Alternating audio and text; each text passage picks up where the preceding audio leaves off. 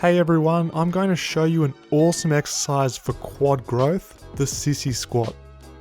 This is a brutal bodyweight only leg exercise for building mass in the quads. Research shows that you can build muscle with as low as 30% of your 1 rep max on an exercise. This is only when it's taken to muscular failure. This means that we can build muscle by bodyweight. Let me explain further.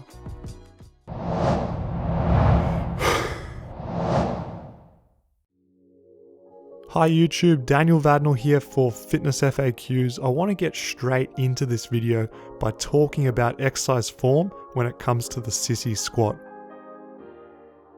This exercise is highly dependent on the coordination at the ankle, knee, and also the trunk. The freestanding version is pretty tricky, but it's highly rewarding. I'll teach you how to scale back later in this video if this is too hard for you. To fully challenge yourself during the sissy squat, I recommend a hip extended position throughout range. The range of motion that you can achieve will be limited by two things with this technique: mobility and also strength. If you have tight quads like me, don't be surprised if you can't get your bum to touch your heels. The beauty of this exercise is you're getting eccentric lengthening and strengthening of the quads, and this is happening at the same time as you're stimulating your body to build muscle. Win-win. The next is strength. If you lack the coordination and ability to resist unwanted movements or postural changes, range will have to be cut short to compensate. Your ability to go deeper, not shake as much, and feel more confident with the movement will improve the more you practice. During the sissy squat, the balance between leaning forward at the knee and reclining the torso away needs to be matched, or you'll lose balance. The easiest way to get this down is to do the movement slowly. Not only will balance be easier, but you'll also increase the time under tension.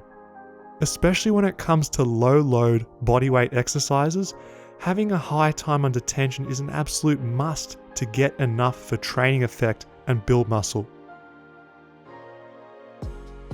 What I also find helpful in terms of technique and actually maximizing muscle growth with the sissy squat is what's happening at the lockout. I like to do a soft lockout of my knees at the top position. What I mean by this is I keep a slight bend in my knees at the top. This keeps my quads firing on tension, increasing time under tension, and it also allows me to stay balanced. Because I've got my center of mass over my base of support, I don't have to reset my position every single time coming onto my toes.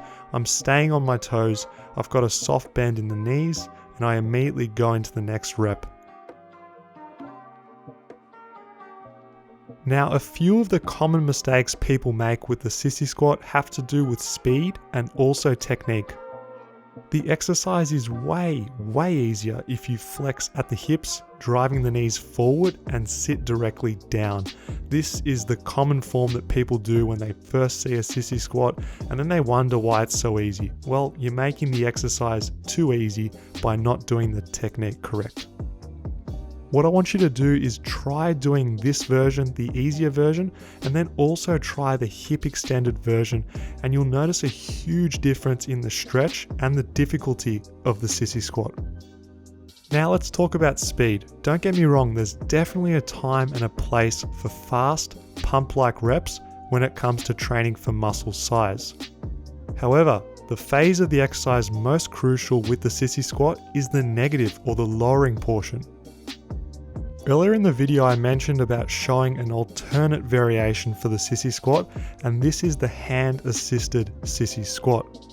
The key when you're doing this variation is to use the minimum amount of assistance to maintain balance. The hand should definitely not be used to pull you up. It's just there for balance and stability and to keep you in that linear path going forward and back without any unwanted movements. Now guys, if anything, this exercise can be equally as effective when you're using the hand assist. The assisted hand variation could be even more challenging because you can eliminate the balance aspect, you can really slow it down, and you can even go deeper than you could otherwise with the freestanding variation. Don't discount this variation guys, both are really good, freestanding and hand assisted. Try both, see which one you like more, and see which one you can put yourself through more pain with. At the start of the video, I mentioned you can build muscle with low load, high rep bodyweight training. What is required for this to be true is you must train very close to or reach muscular failure. This must be accompanied by a much higher number of sets and reps, especially when you're using only your bodyweight. The reason for this is we need to replicate the total volume load, which would be accomplished with weight training.